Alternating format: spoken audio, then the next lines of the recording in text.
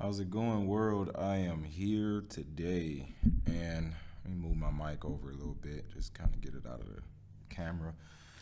I'm here today, and we're going to talk about something that I usually talk about quite a lot, uh, but I haven't really been, bringing it up on the table for quite a while. There's a lot of things that I kind of had to leave off the table for a season, and there's some things that are kind of going to be back on the table for a season, but this one right here is not going to be a seasonal thing. This one right here is very important, and this one right here is a huge part of my assignment here. You know, I remember when God first revealed that to me about a good year and a half ago. And, since then, I've kind of had my eyes in this thing. I don't know if y'all know this, but I'm a big fan of audiobooks. So a lot of times I have this on audio and I just kind of listen to it. And the good thing about having it on audio is that you can be fed this information while at the same time doing your daily tasks in life. As long as you got a good pair of headphones, a Bluetooth, it don't really matter. You can eat this information down all day long. The same with the scriptures. There's a lot to go over in these books. You know what I'm saying? This is my Bible. This is actually the first Bible I ever paid money for. And when I received this Bible along with this collection of Enoch in the Apocrypha, it's like my spirit jumped for joy. I literally cried when this thing came in the mail. It's kind of funny how that worked, but and I went around and I showed everybody I knew all of this stuff, and some people looked at me like I was crazy. Other people, they kind of really didn't care. Some people thought it was interesting. But all these are just different books of the Bible, including the Bible. And then, I left like 3 of my books in the car. And then we got a special name meanings book that I kind of go over sometime to help me understand why God chose certain people to do certain things, But right now we're just going to talk about this. This is the book of Enoch. Yes, his name is in Hebrew.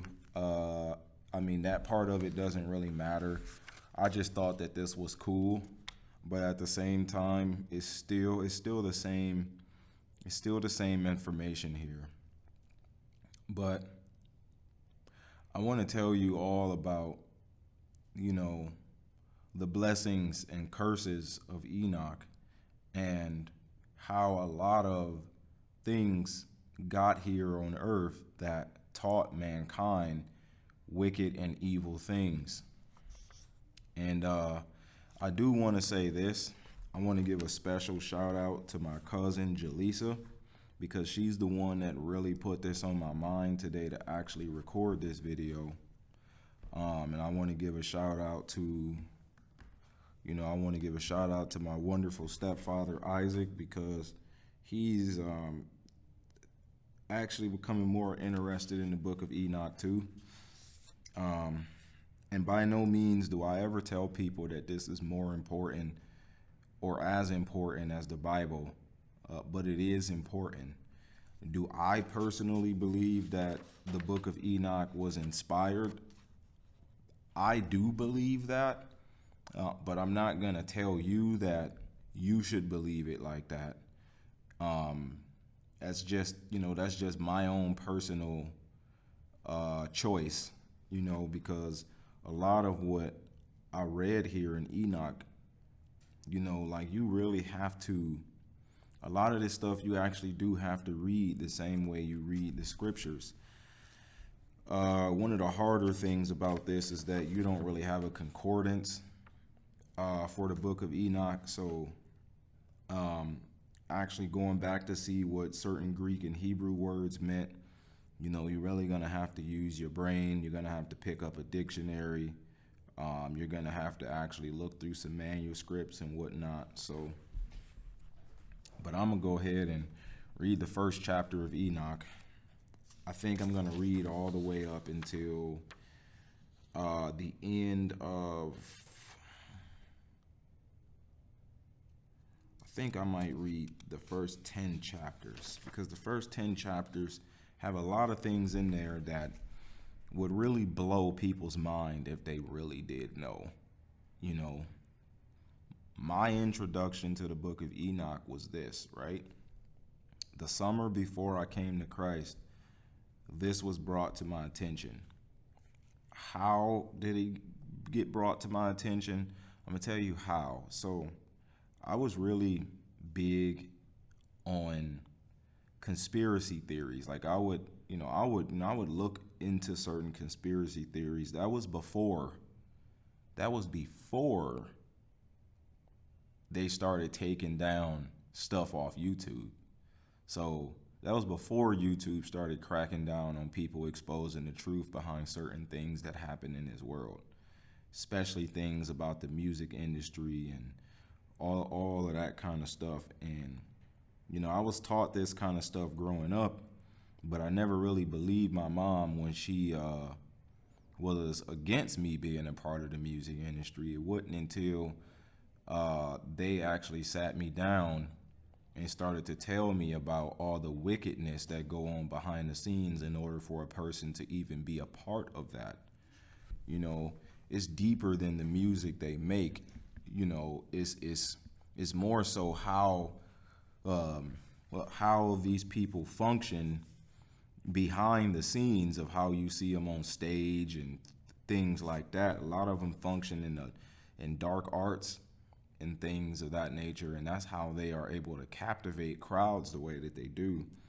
A lot of the secrets behind education and government and politics and things like that, this will actually draw a conclusion. The thing about conspiracy theories is that they don't really give you any conclusions. They never really connect the dots all the way. What they do is they tell you, oh, this is going on, oh, that's going on, oh, they did this and they did that, but why? They never really get down to the bottom of why. You know what I'm saying? People say that they woke and they know all this stuff, but I guarantee you've never gotten down to the bottom of why things work the way that they do and how God feels about it. You know what I'm saying? Don't think that God don't have his eye on how things are working here on this planet, because he does. The book of Enoch will actually kind of show you God's attitude about it too. So the first chapter, this is the book of the Watchers. A lot of people know things about the Watchers, but until you actually read this book, you probably don't really understand what you think you might know. And so the book of the Watchers and the book of Enoch goes all the way up until chapter, let's see what we got here, because there's certain books. Okay, so we got the book of the Watchers that lasts up to chapter 36. The end of chapter 36 is where the book of the Watchers end, and it kind of give you some information on how the Watchers actually functioned. And the book of Enoch talk about far more than the Watchers too. It talked about the laws of heaven and earth, and why things move the way that they move in the heavens and the earth. It actually gives you some deep knowledge about nature and things of that nature. So the words of the blessing of Enoch, with which he blessed the elect and righteous, who will be living in the day of tribulation, when all the wicked and godless are to be removed. So let me go over this for you. The words of the blessing of Enoch, with which he blessed the elect and righteous, who will be living in the day of tribulation, when all the wicked and unrighteous are to be removed. Why is the book of Enoch so popular in this day and time right now? Why? I'm going to tell you why the book of Enoch is so popular in this day and time, but it's still so unaccepted by the masses. And that is because chapter 1, verse 1.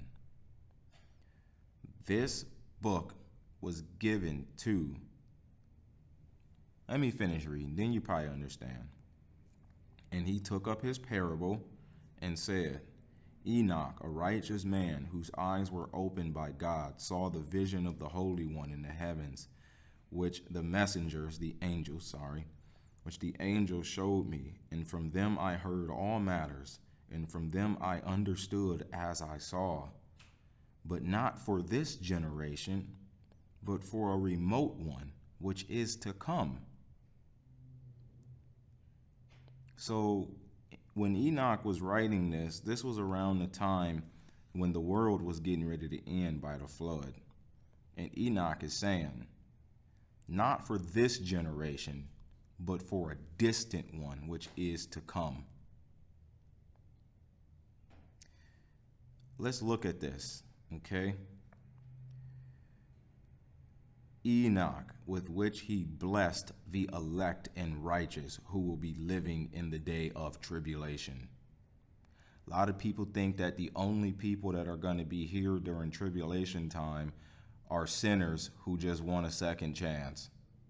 A lot of people believe that the church won't go through tribulation. Well, if the church won't, then why is Enoch saying that the elect and righteous, you know what I'm saying? The ones who God called, you're living in tribulation. You know, the Bible never really tell us that we will escape tribulation, except for in something in Revelation. I just read this morning, you know, when a certain people group in the church will be able to escape the hour of trial that is to come to the whole earth. But that does not mean that you will not be living in the day of tribulation. You know what I'm saying? Like, just because you are able to escape the hour of trial does not mean that you won't be living in the day of tribulation. You know, as far as when the rapture would take place, the Bible does not say when. Okay, so like the best thing that we can be is ready for anything, because we really don't know exactly what time is going to work out the way that we think it's going to work out. You know, concerning the elect, I said, and took up my parable concerning them. The Holy Great One will come forth from his dwelling, and the eternal God will tread upon the earth, even on Mount Sinai, and appear from his camp, and appear in the strength of his might from the heavens of heavens. And all shall be smitten with fear, and the watchers shall quake, and great fear and trembling shall seize them unto the ends of the earth. And the high mountains shall be shaken, and the low hills shall be made low, and shall melt like wax before the flame. And the earth shall be completely torn in pieces, and all that is upon the earth shall perish, and there shall be a judgment upon all. But with the righteous he will make peace, and will protect the elect, and compassion shall be upon them, and they shall all belong to God, and they shall all be prospered, and they shall all be blessed, and he will help them, and light shall appear unto them, and he will make peace with them. And see, he comes with 10,000s of his holy ones to execute judgment upon all, and to destroy all the wicked, and to convict all flesh of all the works of their wickedness which they have committed wickedly, and all the harsh matters which wicked sinners have spoken against him. Let's go to chapter 2. Now observe all matters that take place in the heavens, how they do not change their orbits, and the lights which are in the heaven, how they all rise and put in order, each in its season, and do not transgress against their appointed order. See the earth, and give heed to that which takes place upon it, from first to last, how steadfast they are, how none of that on earth changes, but all the works of God appear to you. See the summer and the winter, how the whole earth is filled with water, and clouds and dew and rain lie upon it. chapter 3. Observe and see how all the trees seem as though they had withered and shed all their leaves, except 14 trees. Enoch knew something. You got all the way down to the number of trees that do not lose their foliage, which do not lose their foliage, but retain the old foliage from 2 to 3 years till the new comes. And again, observe the days of summer. Let me tell you something here. A lot of people think that the first human beings were cavemen who were stupid and knew nothing. This don't sound like no caveman to me. This sounds like a man that had far more wisdom than we have today.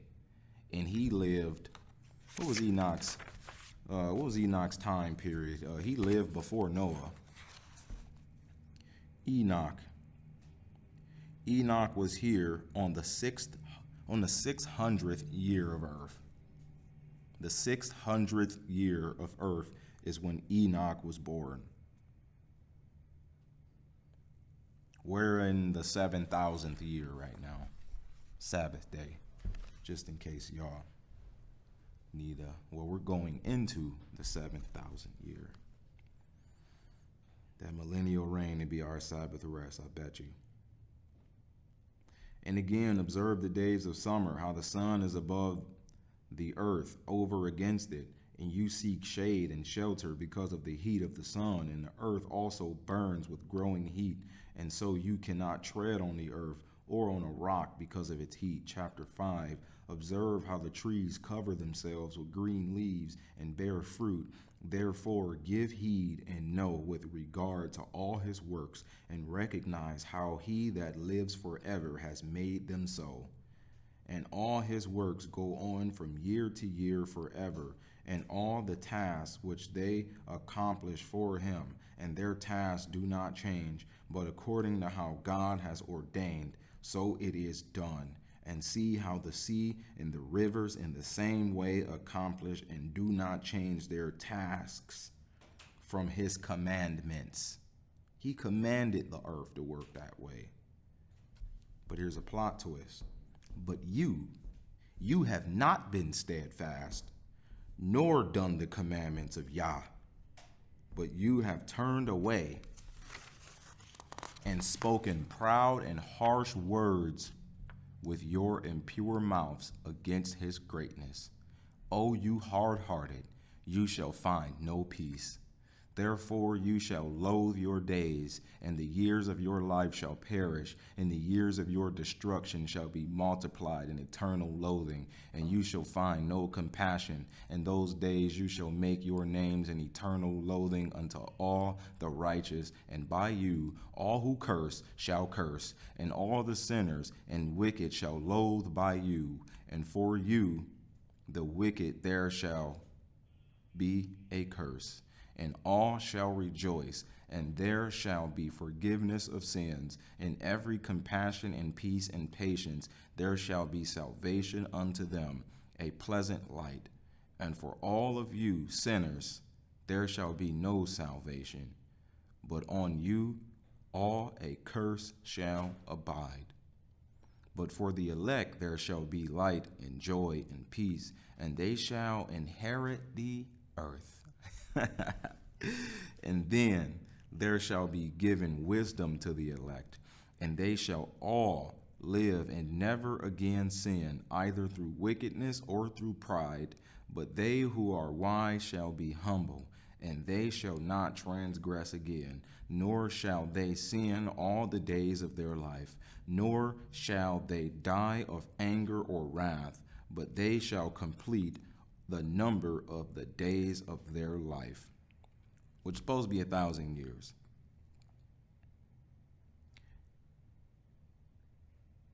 And their lives shall be increased in peace, and the years of their joy shall be multiplied in eternal gladness and peace all the days of their life. And it came to be when the children of men, this is the good one, chapter 6 right here. This is where it really starts. So if I lost you on the rest of it, just watch. Let me put this on. I need to know how loud I'm talking in this room here. Genesis 6, Jude 6, and Enoch 6. 666 all talk about the devils that came here and wreaked havoc on this planet. Ain't that crazy how it works? Jude 6, Enoch 6, Genesis 6, 666. All talk about the fallen angels who came and wreaked havoc on this planet because they made themselves subject to Satan. You know, Satan's the kind of God that don't like getting his hands dirty. The Bible called him a god. Okay?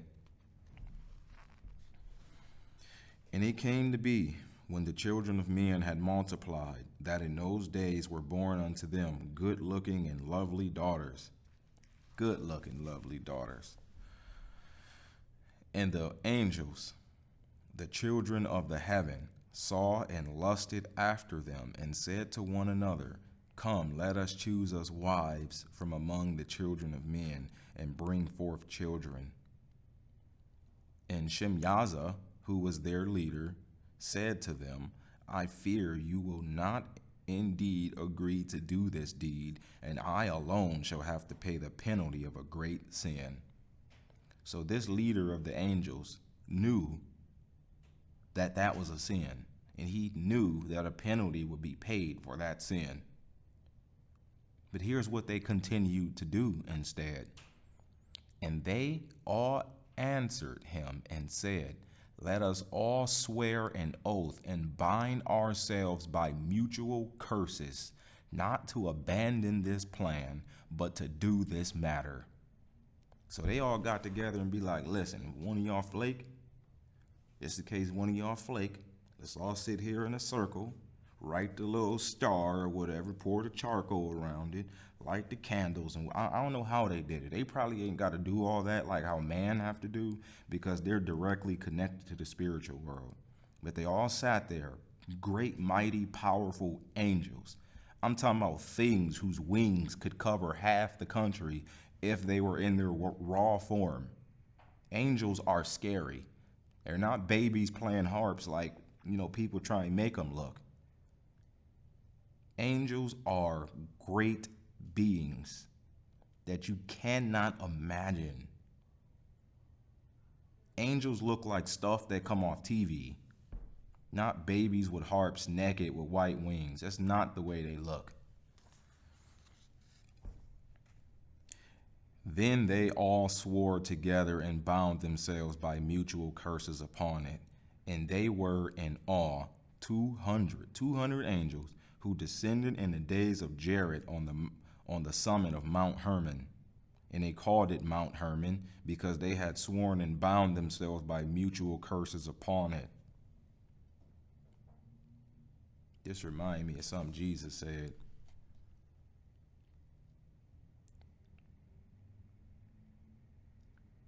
And the gates of hell shall not prevail against them. Mount Hermon is pretty much kind of where the gates of hell are.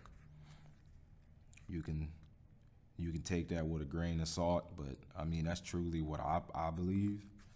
So you can believe different, and I promise I won't look at you like, I won't look at you funny. And these are the names of their leaders. I promise you, I cannot pronounce these names, but I have to say these names because these names all mean something. That's why I got these name meaning books. But I don't think that these angels' names are in here. Not these particular ones, but you would notice a common pattern in their names, right?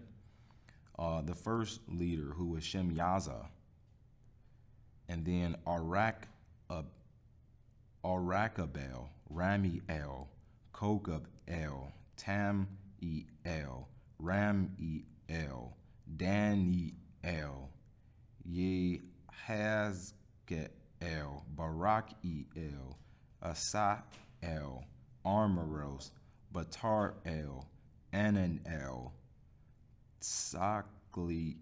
I told you I can't pronounce it. But if you notice, they all have the word El at the end of their name. They all have the word El at the end of their name. So I don't believe that these particular angels' names are in the name meaning book, but I'm actually about to try and find one.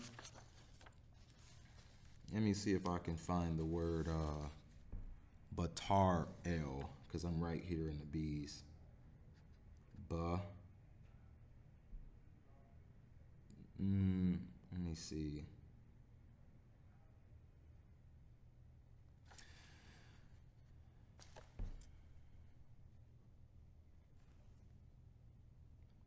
I did find the name Barak El in here, which is one of the angels, and his name means blessed of God. What about the angel Michael? Michael. That's how you really say the archangel Michael's name is Michael. That's really what it is. Let's go to M's for a second.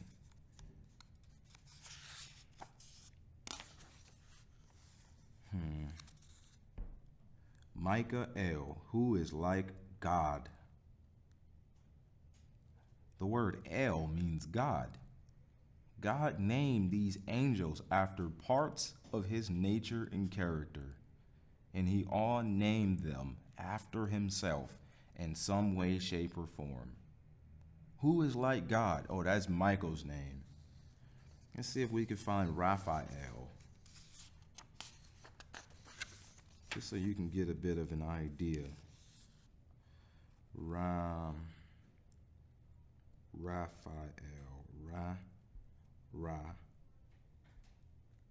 Rapha. Come on. Where's Raphael?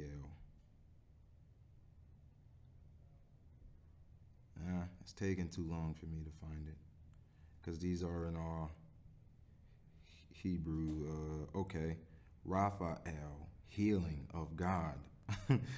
You know, as you can see, man, he gave all of these angels names, like pretty much after himself. So he loved them.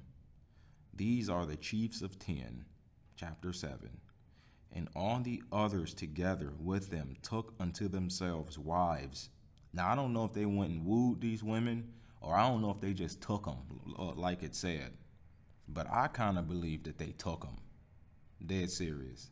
But there is some strange women out here who might be like, ooh, look at that winged beast. But these things can shapeshift. The book of Enoch said it too. So they can come in the appearance of men, beasts, or anything. So they probably came unto them as handsome men, kings, and all of that kind of stuff, and probably wooed them, or they probably took them. And each chose one for himself, and they began to go in unto them and to defile themselves with them. So each one, there were in all 200, took a woman. I mean, they at least had the decency to have one. You know what I'm saying? But they began to defile themselves with them. Angels don't have sexual organs, but they can shapeshift into anything that they want to. And they can come in the appearance of someone with sexual organs. They can. This word get good. And they taught them charms and enchantments. Y'all better watch them crystals and things like that y'all think have spiritual power, because that stuff come from somewhere. They taught them charms and enchantments and the cutting of roots. What's the cutting? Wait. And made them to know plants. Okay, what does that mean? They taught them the cutting of roots and made them to know plants. They taught them the laws of nature and how to pull certain things out of certain roots, trees, plants. I believe that a lot of drugs that exist today, they taught them how to harvest from the earth. Now, do I think that drugs are bad? Not all of them. I believe people can take, like things that have no problem with them in and of themselves and do them in a problematic way. Do I believe that a Tylenol is a sin? because they taught them how to cut roots and stuff like that. Here's where it gets twisted. What a lot of people don't know is that in witchcraft, they take different elements from the earth, especially roots, and make poisons and potions out of them for spiritual reasons, such as being able to have a different form of consciousness, so that way you don't have certain inhibitions that will stop you from being able to connect with the spiritual world in a certain way.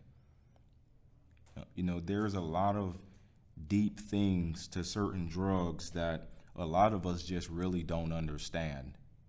You know what I'm saying? So you really have to watch stuff like that and be careful about what it is that you get into, because sometimes you really don't understand the fruit of where it's gonna take you. You know what I mean? And they became pregnant, and they brought forth great giants. And they brought forth great giants. Just in case you want to know where the giants come from, they were a mix between human women and angels. That's where the giants come from. And it was actually said that the giants was missing something in their DNA that stopped them from growing at a certain age or at a certain rate. So you can kind of put that together the way that you want to. I don't know if big giant babies came right out of these women, or I don't know if they came out like as small as human babies but just never stopped growing and they just grew too fast. I don't know how that worked. Whose height was 3,000 ells. These are cloud eaters, man. Just in case you want to know how certain structures got here that we can't build today. Just one big old solid piece of stone set up in the air on something, and we don't even have machines today that'll be able to do something like that. But there was beings that existed that could have just lifted that up with relative ease and had knowledge and wisdom from their fathers. No, it was the aliens trying to help us evolve. Y'all better stop that. You know what I'm saying? And they consumed all the acquisitions of men, and when men could no longer sustain them, the giants turned against them and devoured mankind. And they began to sin against birds and beasts and reptiles and fish, and to devour one another's flesh and drink the blood. Now, when I first seen the word, they began to sin against birds and beasts, I'm like, well, what could they have possibly been doing? Just eating them? Because if that's the case, I'm sinning against a bird or a beast by having me a chicken dinner. Oh, but it does say that they drank the blood too, and eating blood in any form is a sin. You rare steak eaters. Y'all need to stop eating blood, man. The Bible says not to do that. But when I seen that, and you can take this part right here with a grain of salt, because I do want to separate this when I say, but this is my opinion, right?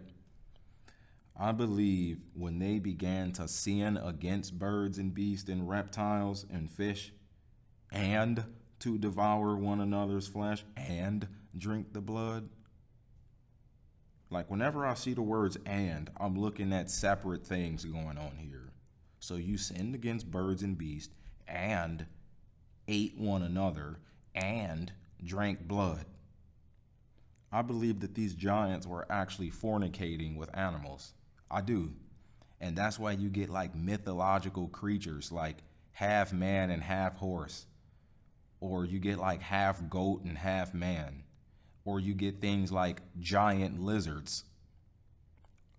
When's the last time you seen a giant lizard? And something that somebody told you existed millions of years ago. But I believe that the real reason God had to flood the whole planet for that long, and underground rivers of water shooting mud up in the air, petrifying everything in place, he had to be drowning something tall, right? He had to be drowning something fairly big in order to do all that. He didn't do all that to drown men. I mean, it don't take nothing but 10 feet of water to drown a man. They can always hide on a house or something like that, but he was drowning something big. And then the earth laid accusation against the lawless ones. The whole earth cried out about what was going on. Men couldn't even walk outside without being snatched up and having his head bit off. And this was the beginning of days. And as it was before, so it will be again, CERN, ancient aliens and whatnot.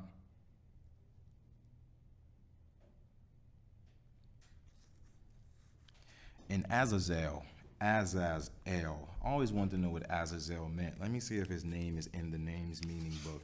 Azazel is a very popular one, because Azazel was, he was pretty much the bad boy out of all of them. Azazel, goat of removal, scapegoat. They talked about Azazel in the Old Testament when they would send a goat out for a sacrifice. They just let a goat go and they sent it out for Azazel. like what the heck, man? And Azazel, or it's chapter 8, taught men to make swords, knives, and shields, and breastplates, and made known to them the metals of the earth and the art of working them, and bracelets, and ornaments, and the use of antimony, and the adorning of the eyelids, and all kinds of costly stones, and all coloring tinctures. And there arose much wickedness, and they committed whoring, and they were led astray, and became corrupt in all their ways. Shemyaza taught enchantments and root cuttings, Armoros, the resolving of enchantments. Barakiel taught astrology, horoscope guys.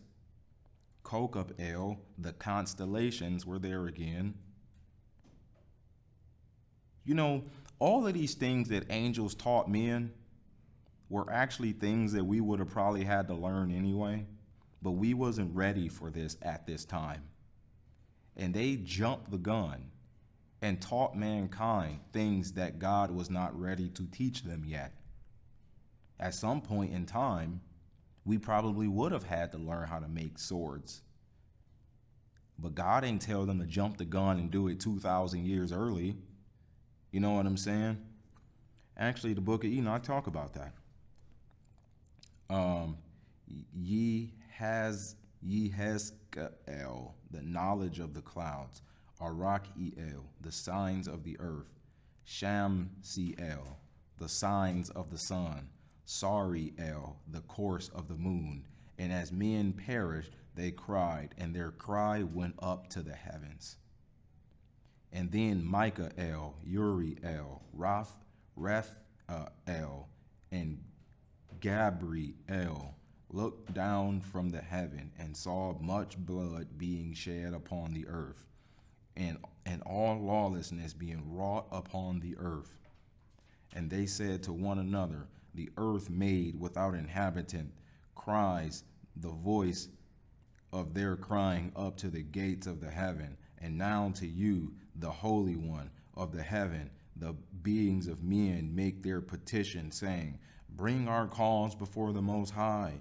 And they said to Yah of the ages, Master of masters, Elohim of mighty ones, Sovereign of sovereigns, and Elohim of the ages, the throne of your esteem is unto all the generations of the ages, and your name holy and magnificent and blessed unto all the ages. When they first made that petition to God, they came and worshiped him and told him who he was. Lord of lords, God of gods, we recognize you as sovereign of all. We're talking to you, and we want this to be clear who we're talking to. Lord of all, whose throne is magnificent.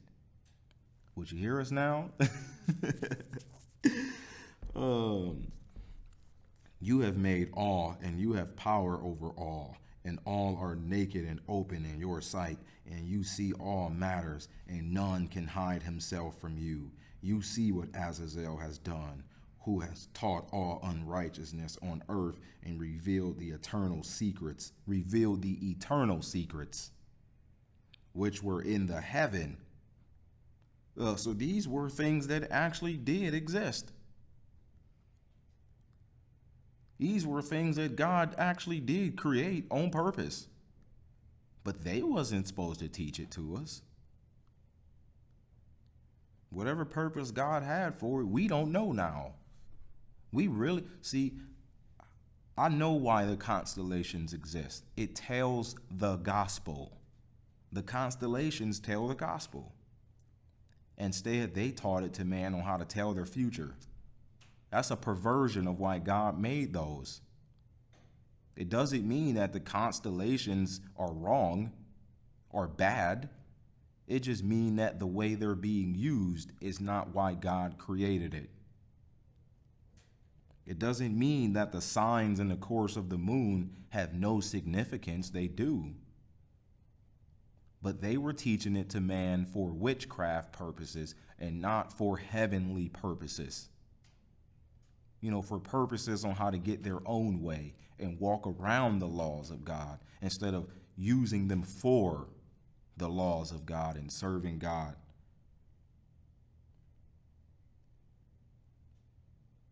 You see what Azazel has done, who has taught all unrighteousness on earth and revealed the eternal secrets which were in the heaven, which men were striving to learn. And Shemyaza, to whom you have given authority to bear rule over his associates, and they have gone to the daughters of men upon the earth, and have slept with the women, and have defiled themselves, and revealed to them all kinds of sins. And the women have borne giants. And by this the whole earth has been filled with blood and unrighteousness. And now see, the beings of those who have died are crying and making their petition to the gates of the heaven, and their lamentation have ascended and cannot cease because of the lawless deeds which were wrought on the earth. And you know all matters before they come to pass, and you see these, and you allow them. Angels talking to God like, you see this and you allowing it. Think about his attitude for a minute. Just sitting there watching like, I want to see how far this going to go. Okay. I want to see how far this is going to go. That's kind of the attitude that we should adopt in our lives sometime. Like, you see people think they getting ahead and stuff like that. As far as, how they treat you and what they do to you, you just be sitting there like, wonder what else you gonna do. Wonder what else you gonna do. Wonder what else you gonna do. Okay. Now that's when he stand up. Right?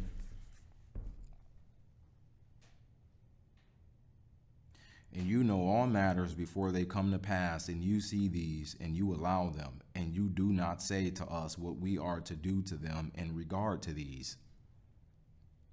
Then said the Most High, the Holy and Great One, spoke and sent Uriel to the son of Lamech, and said to him, Go to Noah, and tell him, in my name, hide yourself, and reveal to him the end that is approaching, that this whole earth will be destroyed, and a flood is about to come upon the whole earth, and will destroy all that is on it. Finally, God talking, he's like, just destroy it all, man. Let's rip it all in half, man. These people, man, these angels, man, they thought, that they could just get away with all the stuff they was doing and not do nothing. But they knew that he was going to have to pay a penalty for a great sin.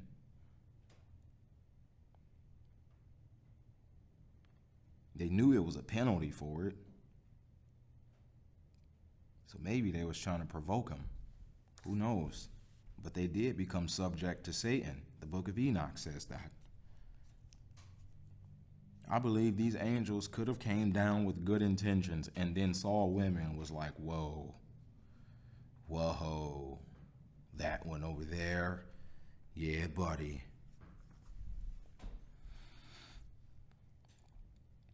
And now instruct him that he may escape and his seed may be preserved for all the generations of the world.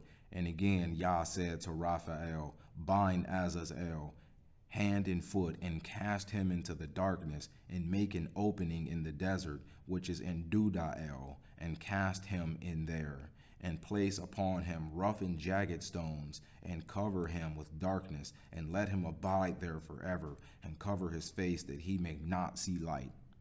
Harsh punishment given to Azazel, the bad boy, not even the leader, the one who just thought he was sweet.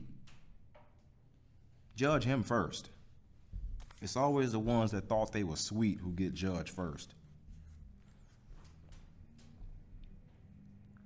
And on the day of the great judgment, he shall be cast into the fire and heal the earth which the angels have corrupted, and proclaim the healing of the earth, that they may heal the plague. Wait a minute now. He was talking to Raphael. I just looked up Raphael's name and it means healing of God. Raphael is a healing angel. That's why God named him that. He has a purpose. Everybody's got a purpose. Everybody do. That they may heal the plague, and that all the children of men may not perish through all the secrets that the watchers have disclosed and have taught their sons. And the whole earth has been corrupted through the works that were taught by Azazel. To him ascribe all sin. The whole package is placed on him. Everybody else guilty too, but you thought you was sweet.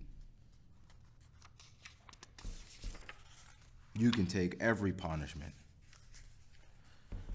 And Yah said to Gabriel, proceed against the half-breeds, the half-giants, the half-angel, half-men, and the reprobates, and against the children of whoring, and destroy the children of the watchers from amongst men. Send them one against the other, that they may destroy each other in battle, for they shall not have length of days. God said, and cause confusion between them. I want you to go confuse them and make them fight each other. That angel has power to inspire those great giants to just want to kill each other. And you wonder why some people get inspired to do weird stuff to you or say weird stuff. You just be like, how in the world could a person, spirits do inspire, man. I'm telling you. I wonder what the name Gabriel means. Let's figure that out. It might not even be in here. I don't think every name that biblical books have ever said is gonna be in here, but it's still worth a try to me. Gabriel. El is my strength. God is my strength. That's his name. And he went in the strength of God and done what God told him to do. And no request that they make of you shall be granted unto their fathers on their behalf, for they hope to live in eternal life, and that each one of them will live 500 years. And Yah said to Michael, go bind Shemyaza and his associates, who have united themselves with women, as to have defiled themselves with them in all their uncleanness. And when their sons have slain one another, and they have seen the destruction of their beloved ones, bind them fast for 70 generations in the valleys of the earth, till the day of their judgment and of their complete end, till the judgment that is forever and ever is ended. So he sent Michael to go get the rest of them. Michael's a warrior angel. The word Michael, says, who is like God. Let me make sure that's what that said. I think I might have read that earlier. Who is like God? Actually, the word Michael is a question. Like, that's what the name Michael is. It's a question. Dead serious. You know somebody named Michael, their name's a question. Who is like God? That's what the word Michael means. Okay. In those days there shall be led off to the abyss of fire, and to the torment and the prison in which they shall be confined forever. And whoever shall be condemned and destroyed will from thereon be bound together with them to the end of all generations. Dang, he's talking about mankind. You're going to be bound up with them. And whoever shall be condemned and destroyed, wait, I read that. And destroy all the spirits of the reprobate and the children of the watchers, because they have wronged mankind. They have wronged mankind, it says. A lot of you people, a lot of you woke dudes, talking about the Anunnaki taught us this. The watchers are our friends. They're coming to help us evolve, guys. Don't fall for that alien deception. Don't do that. This is where it's going to lead you, to being wronged again by spirits that you have no control over. It's not sweet, guys. Mostly all the pharaohs were one of these. The book of Genesis says the watchers came back. The Nephilim came back after the flood. And you wonder why some of these kings got so much wisdom. You wonder how some of these generals in history had so much wisdom. Destroy all wicked from the face of the earth, and let every evil work come to an end. And let the plant of righteousness and truth appear, and it shall prove a blessing. The works of the righteous and truth shall be planted in truth and joy forever. And then shall all the righteous escape, and shall live till they bring forth thousands of children. And all the days of their youth and their old age they shall complete in peace. And then the whole earth shall be tilled in righteousness, and shall all be planted with trees and be full of blessing. And all desirable trees shall be planted on it, and they shall plant vines on it, and the vine which they plant upon it shall yield wine in abundance. God ain't got nothing against wine. It's y'all who just don't drink it right. And as for all the seed which is sown upon, each measure shall bear 1,000, and each measure of olive shall yield 10 presses of oil. And you cleanse the earth from all oppression, and from all unrighteousness, and from all sin, and from all wickedness, and all the uncleanness that is wrought upon the earth. Destroy from off the earth. And all the children of men shall become righteous, and all nations shall offer adoration, and shall praise me, and all shall worship me. And the earth shall be cleansed from all defilement, and from all sin, and from all punishment, and from all torment. I will never again send upon it from generation to generation forever. And in those days I will, chapter 11, and in those days I will open the store chamber of blessing which are in the heaven, so as to send them down upon the earth over the work and labor of the children of men. And truth and peace shall be associated together throughout all the days of the world, and through all the generations of men. Chapter 12. Before these matters Enoch was hidden, and none of the children of men knew where he was hidden, and where he abode, and what had become of him. And his activities had to do with the watchers, and his days were with the Holy One, God. And I, Enoch, bless Yah of majesty, and the sovereign of the ages. And see, the watchers called me. I like this part. Enoch the scribe, and said to me. The watchers were talking to Enoch. Before I go on to talk about what conversation the angels had with Enoch, I want to clear something up, right? So one of my pastors, Pastor Gary Price, he always talk about a particular thing, and he always say, this is the, You know, this is the day and time when we're going metaphysical. We got to go pure metaphysical. You know, I believe that all the way. Like dead serious. Before I was saved, I was reading this and I'm like, wait, a man sitting there talking to the fallen angels. Don't you know that these are the days when God used us like that? Like for real?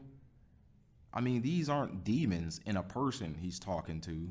These are the ones that created the demons that he's talking to. That's a strong calling, bro. That's one of them callings that everybody don't get. You know what I'm saying? How he understood their language, I have no idea. Maybe they all spoke the same language. You know, maybe they all spoke Hebrew at the time. I have no idea.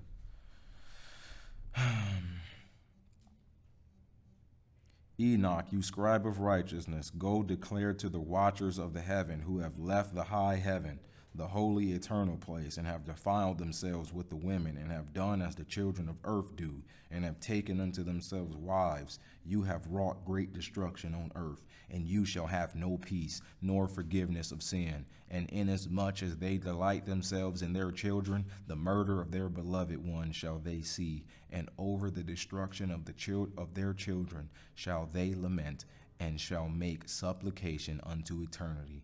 But compassion and peace shall you not attain. Jesus didn't die to save angels. Once an angel go off course, that's it for them. And chapter 13, and Enoch went and said, Azazel, you shall have no peace. Well, he just went to the most bad boy of an angel and said, you have no peace. Little tiny old Enoch talking to Azazel.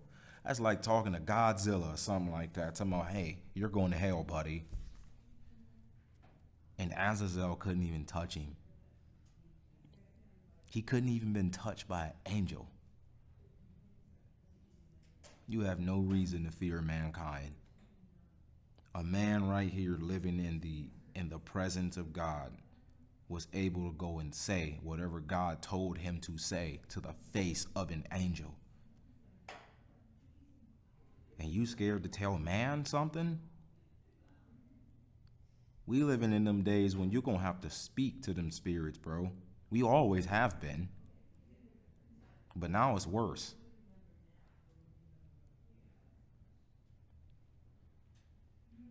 A severe sentence has gone forth against you to put you in bonds, and you shall not have toleration nor request granted to you, because of the unrighteousness which you have taught, and because all of the works of wickedness and unrighteousness and sin which you have shown to men. Then I went and spoke to them all together, and they were all afraid. And fear and trembling seized them. The angels afraid of what God is going to do to them? The angels know to be scared. How come y'all ain't? How come we ain't? They know to be afraid. These are servants of Satan and knew to fear God. But you hard-hearted, you shall have no peace. You who say great harsh things against his greatness. And these angels like, nah, man, I'm scared, bro. Nah, man. And they pleaded with me to draw up a petition for them that they might find forgiveness, and to read their petition in the presence of Yah of the heaven. For from thereon they could not speak nor lift up their eyes to the heaven, for shame of their sins for which they had been condemned.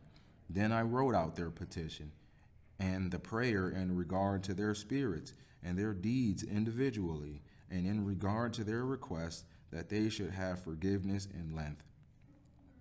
And I went off and sat down at the waters of Dan in the land of Dan, to the southwest of Hermon. I read their petition till I fell asleep, and see, a dream came to me. Visions fell down upon me, and I saw visions of rebuke, and a voice came bidding to tell it to the sons of the heaven and reprimanded them. And when I awoke, I came unto them, and they were all sitting gathered together, weeping in a Baal-Zeal, which is between Lebanon and Senneser, with their faces covered. And I recounted before them all the visions which I had seen in sleep, and I began to speak the words of righteousness, and to reprimand the watchers of the heaven. Hey man, God giving you visions and dreams is a real thing.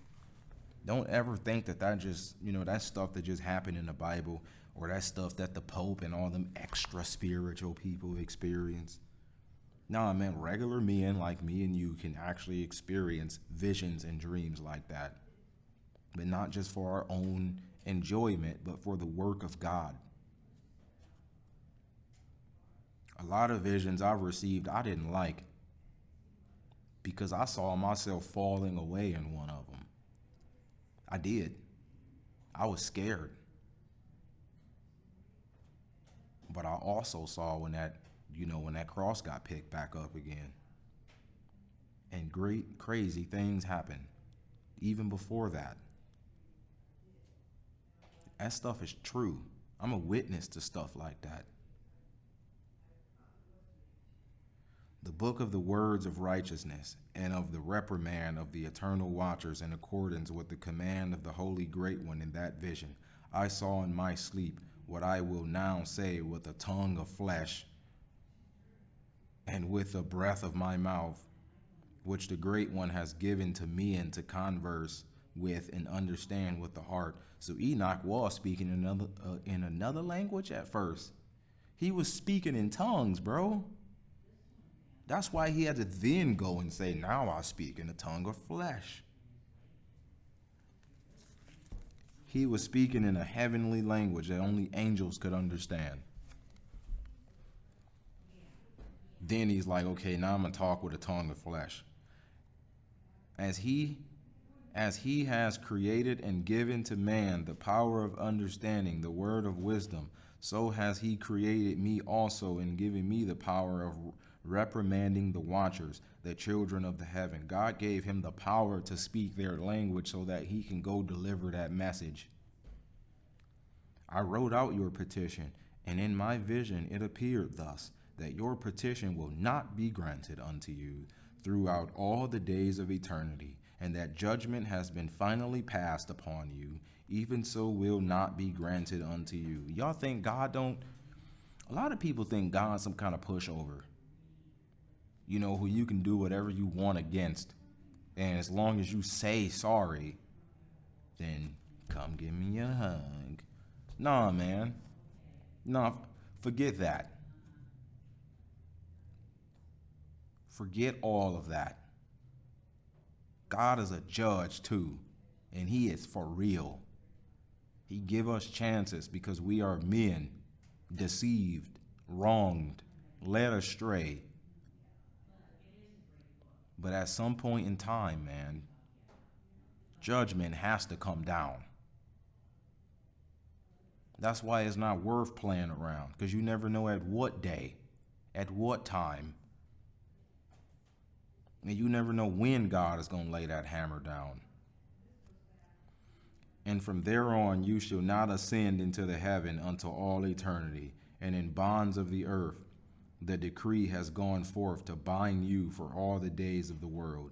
And previously you shall have seen the destruction of your beloved sons, and you shall have no pleasure in them, but they shall fall before you by the sword. And your petition on their behalf shall not be granted, nor yet on your own, even though you weep and pray and speak all the words contained in the writing which I have written.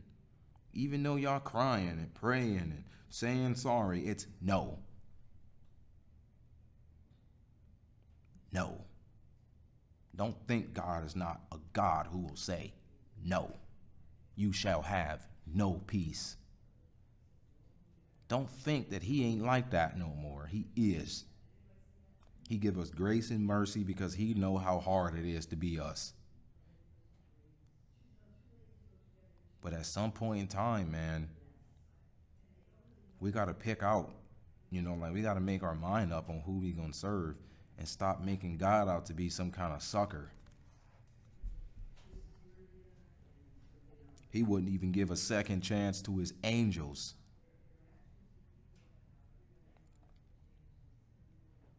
And the vision has shown to me thus. See, in the vision, clouds invited me, and a mist summoned me, and the course of the stars and the lightnings sped and hastened me, and the winds in the vision caused me to fly and lifted me upward and carried me into the heaven. And I went in till I drew near to a wall which is built of crystals and surrounded by tongues of fire, and began to terrorize me. He went into heaven. He seen a wall made out of language. What? Like, that's why you can't fathom what heaven is. He said, I seen a wall made out of crystals and tongues of fire. Words of fire surrounded this wall.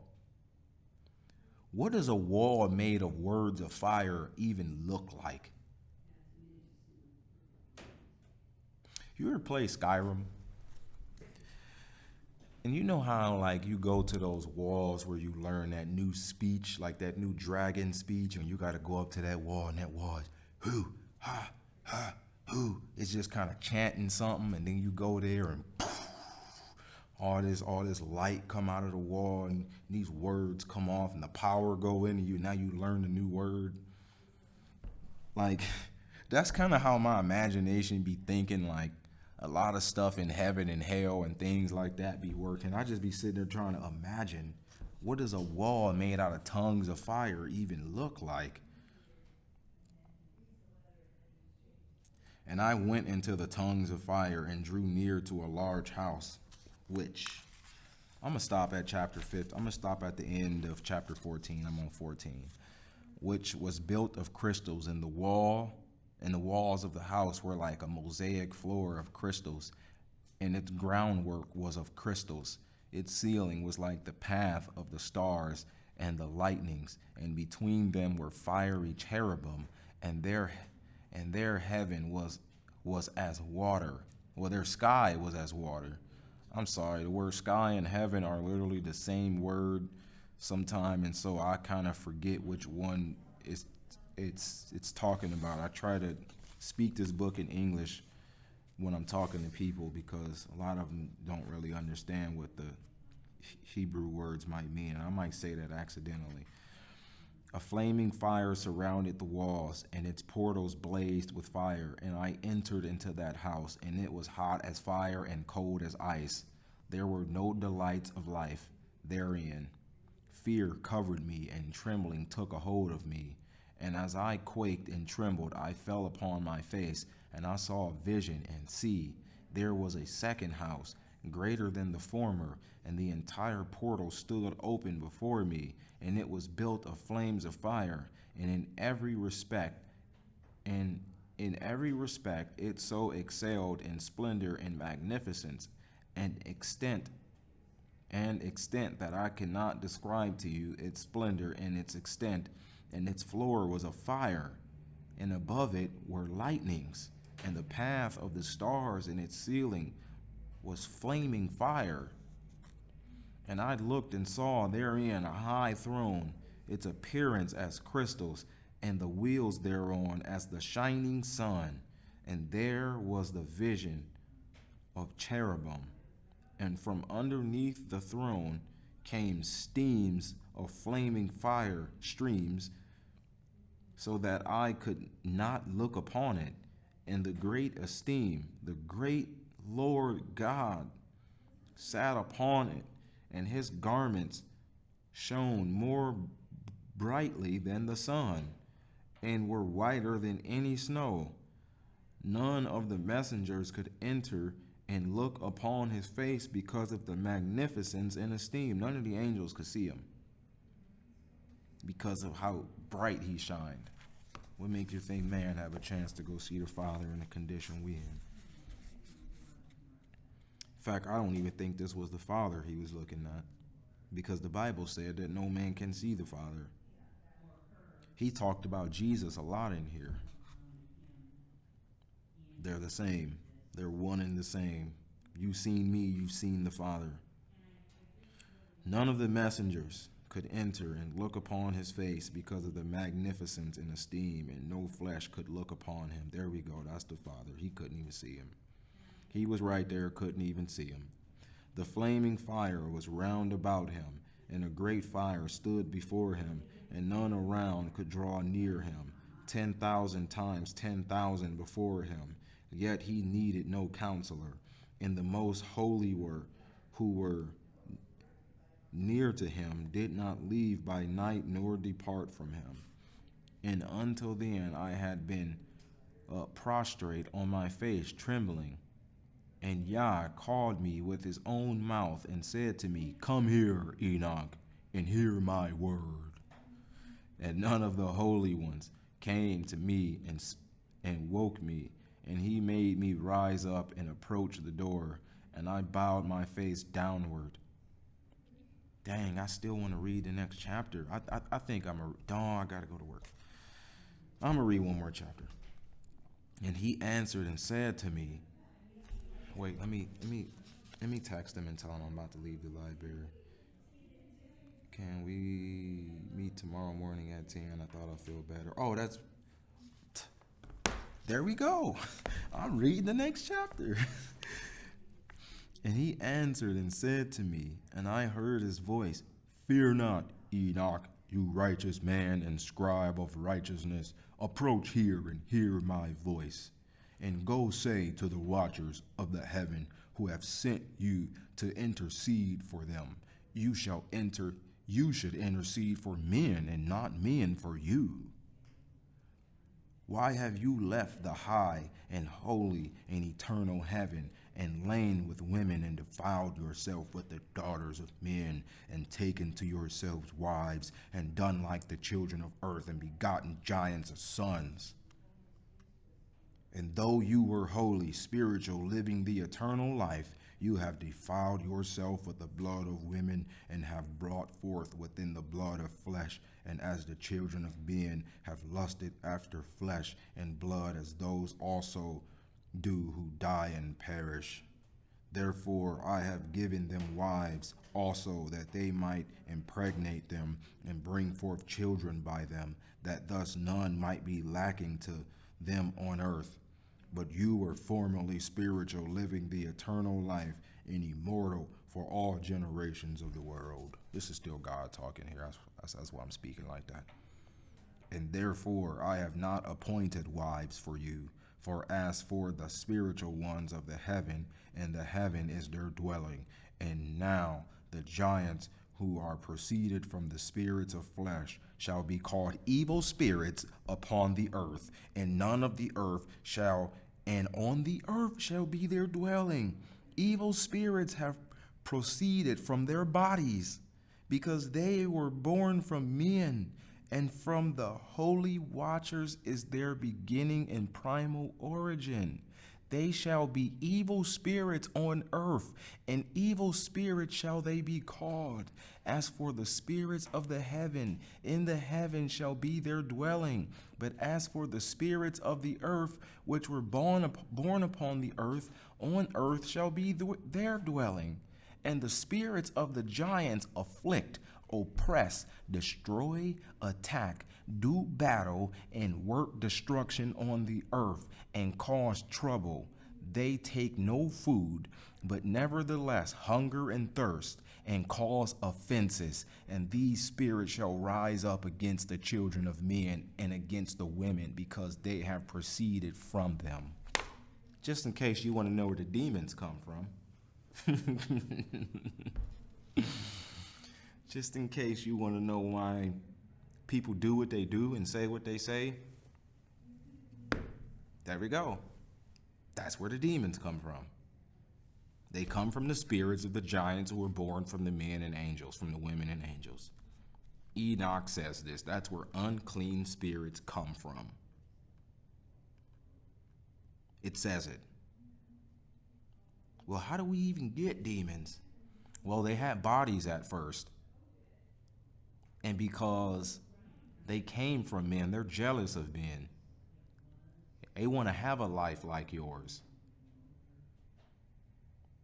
but they don't eat nor sleep, but yet they have hungers and thirsts for things that are forbidden.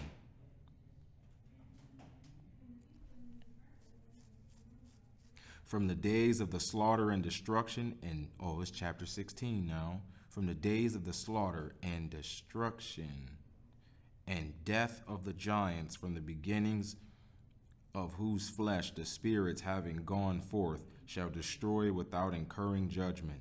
Thus shall they destroy until the day of complete end. So these spirits are going to do whatever they want, and God ain't going to do nothing to them all the way up until the end. That's the war we're fighting right now. That is the war we are fighting right now. Thus shall they destroy until the day of the complete end and the great judgment, in which the age shall be ended over the watchers and the wicked. Even so shall be completely ended. And now as to the watchers who have sent you to intercede for them, who had been previously in the heavens, say to them, you have been in the heaven, but all the mysteries had not yet been revealed to you. And you knew worthless matters. And these in the hardness of your hearts you have made known to the women. And through these mysteries, women and men work much evil on earth.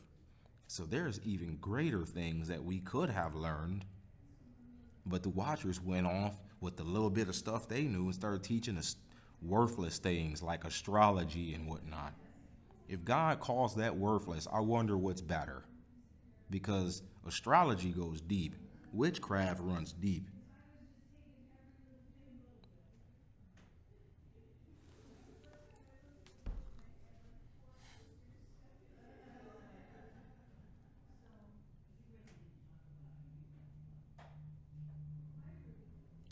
Say to them, therefore, you have no peace.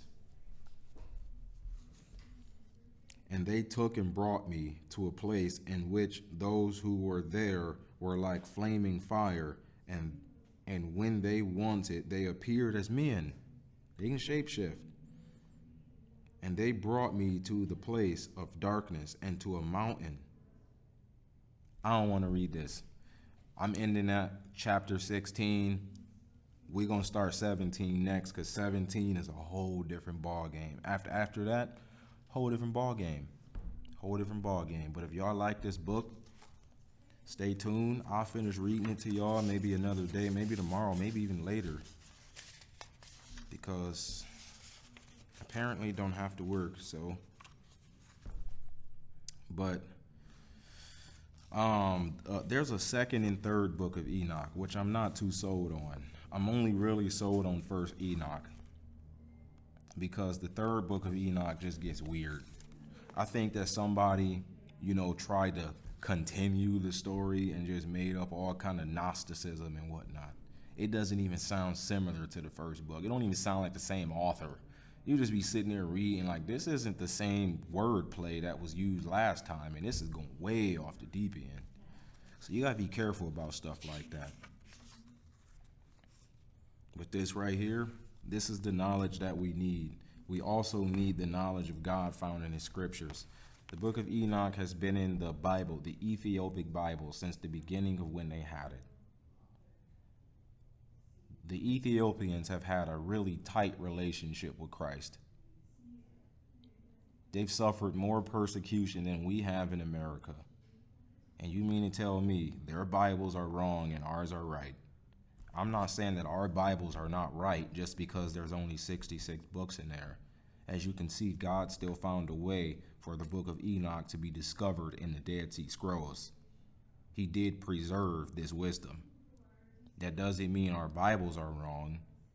It just means we need to go and search out what it is that we do need to know. This was put on ice for a long time because this information could not have been passed around before the appointed time, or an attack on this book would have went down right when we needed it the most. That's why God had put this in a hiding place for a while.